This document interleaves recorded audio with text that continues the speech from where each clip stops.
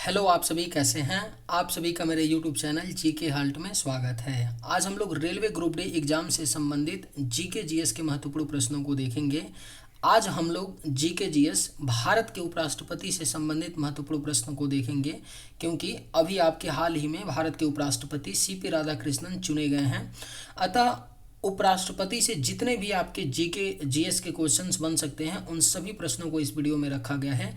इस सभी प्रश्न आपके 2025 ग्रुप डी एग्जाम के लिए बेहद ही महत्वपूर्ण होने वाले हैं। अतः आप लोग वीडियो को शुरू से लेकर आखिरी तक जरूर देखिएगा और सभी प्रश्नों को अच्छे से याद कर लीजिएगा। अगर आपको किसी भी प्रश्न का सही जवाब पता होगा तो मुझे कमेंट करके जरूर बताइएगा, और वीडियो पसंद आए तो लाइक कीजिएगा। चलिए आइए एक एक करके शुरू करते हैं। भारत के नए अथवा 15वें उपराष्ट्रपति कौन चुने गए हैं? सही जवाब होगा सीपी राधाकृष्णन।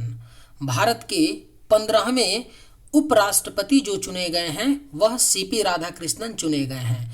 यह बात ध्यान रखिएगा कि किस क्रम के उपराष्ट्रपति हैं, तो 15वें उपराष्ट्रपति चुने गए हैं सीपी राधाकृष्णन। सीपी राधाकृष्णन भारत के उपराष्ट्रपति बनने से पहले किस राज्य के राज्यपाल थे? तो सही जवाब होगा ऑप्शन बी, महाराष्ट्र।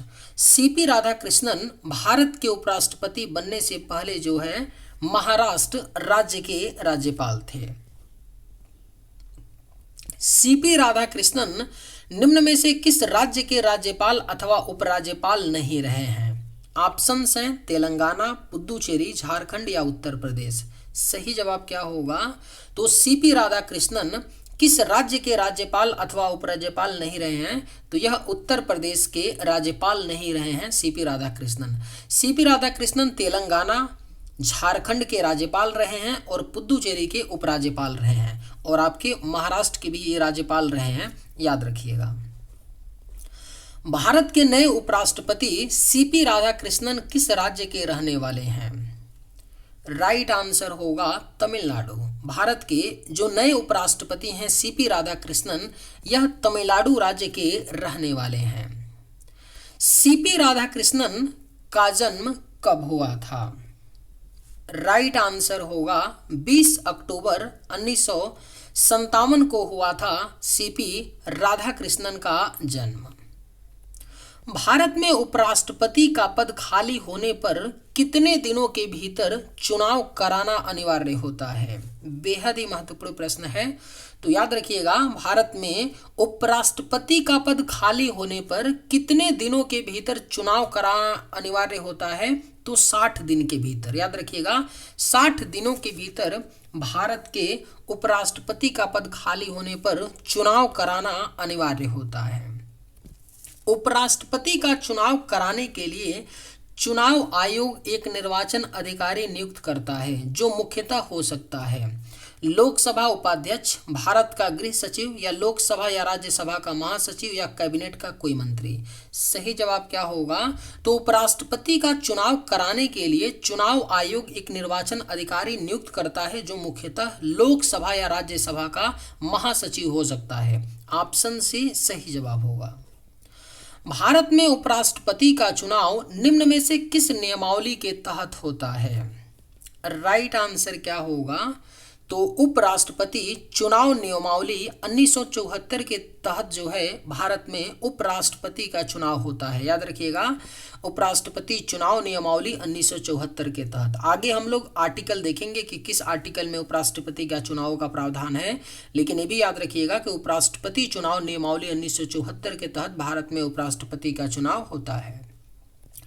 भारत में किसका चुनाव किसी पार्टी के चुनाव चिन्ह पर नहीं लड़ा जाता है?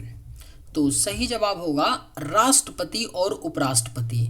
भारत का केवल 2 ही चुनाव है, एक राष्ट्रपति का और दूसरा उपराष्ट्रपति का, जो किसी भी पार्टी के चुनाव चिन्ह पर नहीं लड़ा जाता।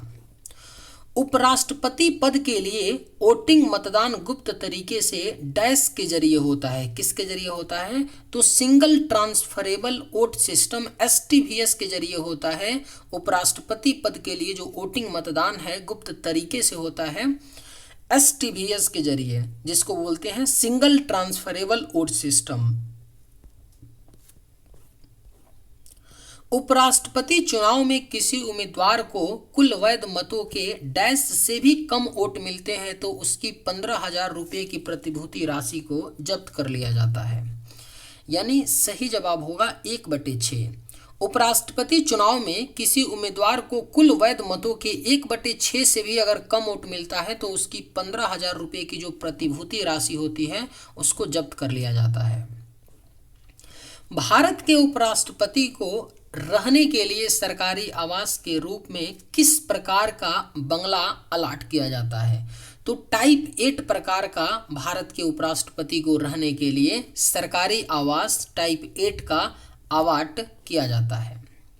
भारत के 15वें उपराष्ट्रपति के लिए इंडिया महागठबंधन ने किसे उम्मीदवार घोषित किया था? तो बी सुदर्शन रेड्डी को। भारत के 15वें उपराष्ट्रपति के लिए इंडिया महागठबंधन यानी जो अपोजिशन पार्टी का जो उम्मीदवार थे वह बी सुदर्शन रेड्डी थे। बी सुदर्शन रेड्डी जो हैं पूर्व जज थे।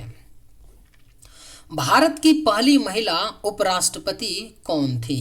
अगर आप लोगों को ये वीडियो पसंद आए तो एक लाइक ज़रूर कीजिएगा और अगर आप लोग इस चैनल पर नए होंगे तो सब्सक्राइब भी कर लीजिएगा ताकि इसी तरह का वीडियो सबसे पहले आप तक पहुंचता रहे।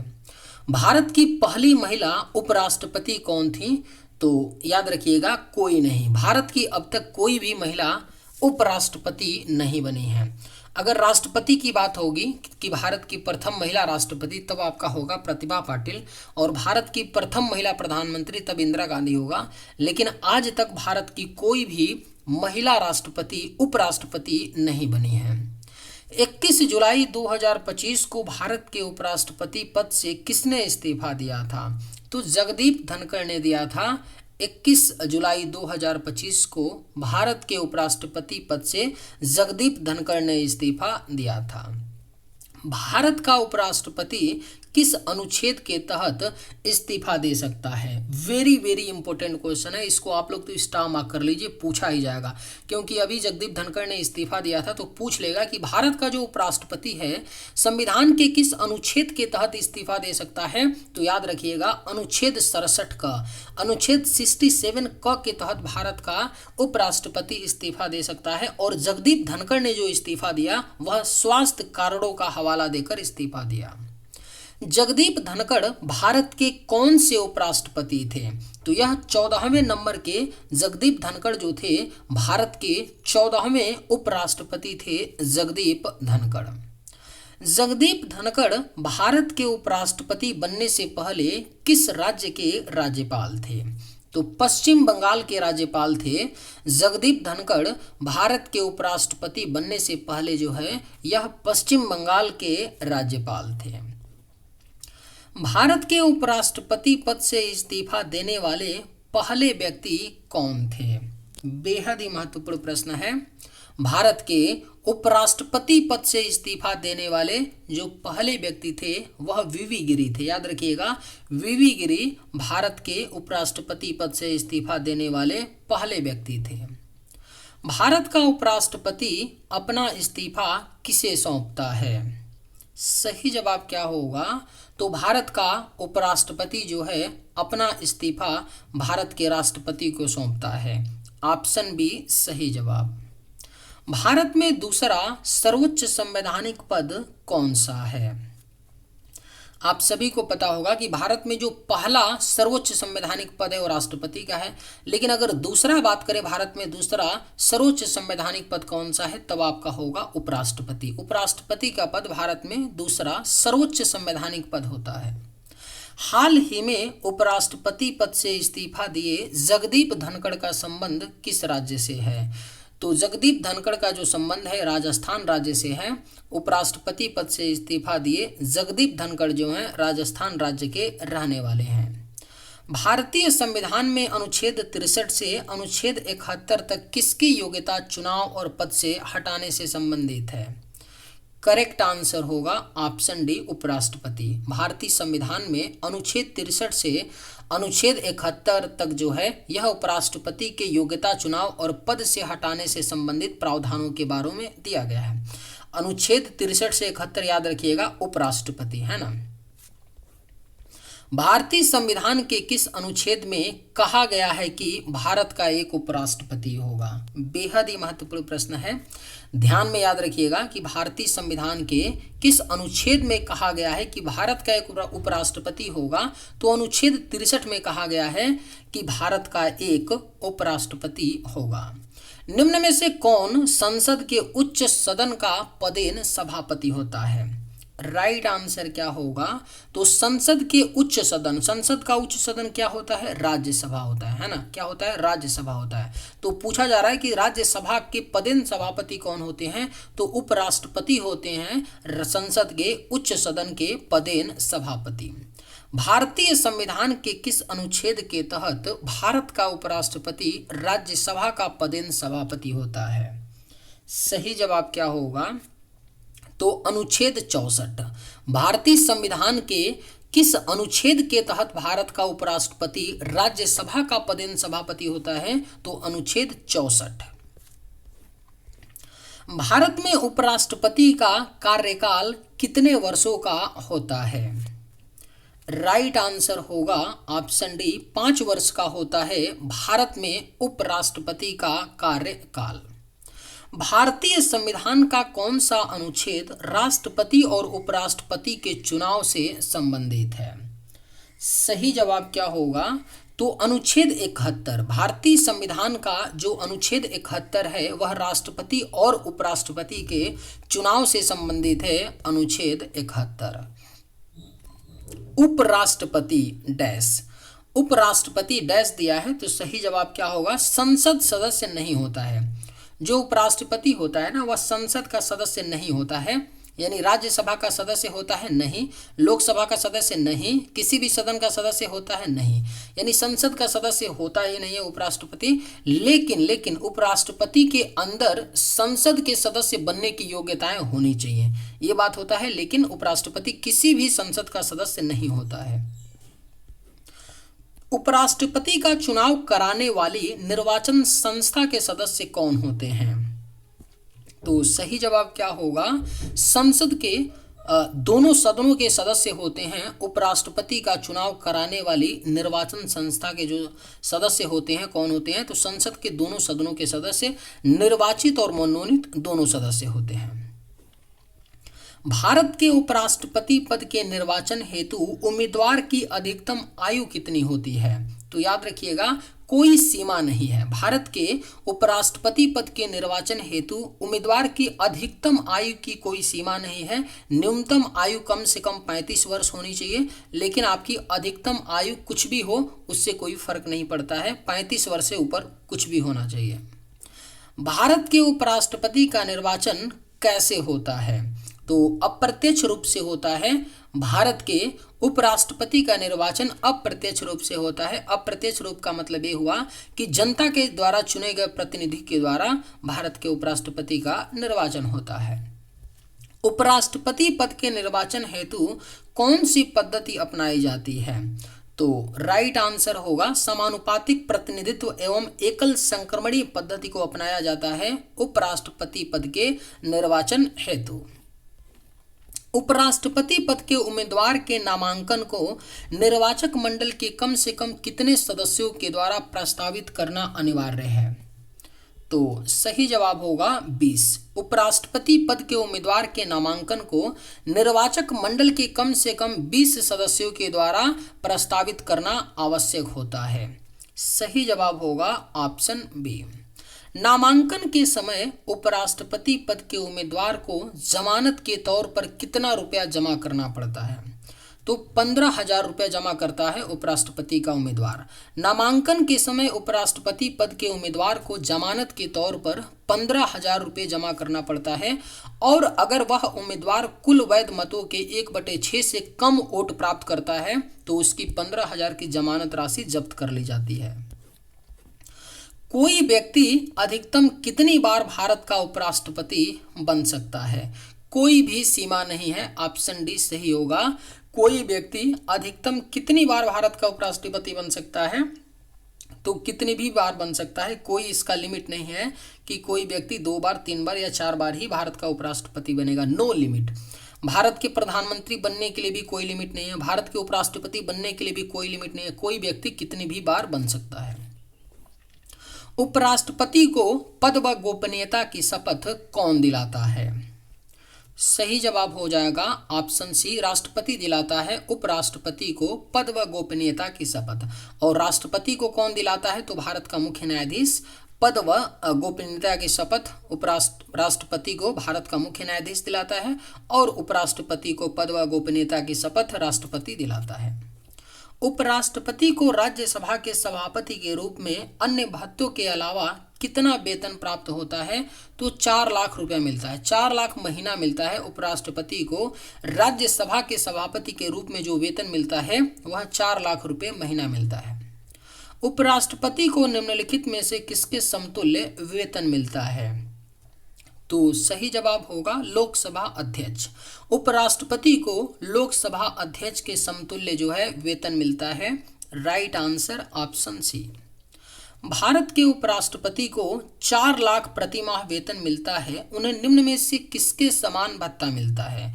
तो संसद सदस्य के समान भत्ता मिलता है। भारत के उपराष्ट्रपति को 4 लाख महीना तो वेतन मिलता है, लेकिन इसके बाद भत्ता भी मिलता है। तो किसके समान भत्ता मिलता है? जो संसद के सदस्य होते हैं उनके समान भारत के उपराष्ट्रपति को भत्ता मिलता है। उपराष्ट्रपति को उसका कार्यकाल की समाप्ति के पूर्व पद से हटाने का अधिकार किसको है? तो केवल संसद को है। उपराष्ट्रपति को उसके कार्यकाल की समाप्ति के पूर्व पद से हटाने का जो अधिकार है केवल संसद के पास है। संसद ही उपराष्ट्रपति को हटा सकता है महाभियोग द्वारा।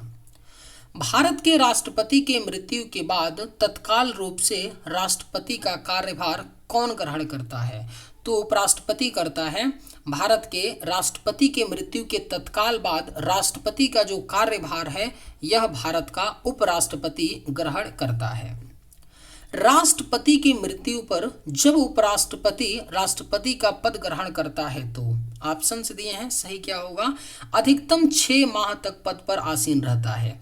यानी राष्ट्रपति की मृत्यु पर जब उपराष्ट्रपति राष्ट्रपति का पद ग्रहण करता है तो वह अधिकतम 6 माह तक पद पर आसीन रहता है।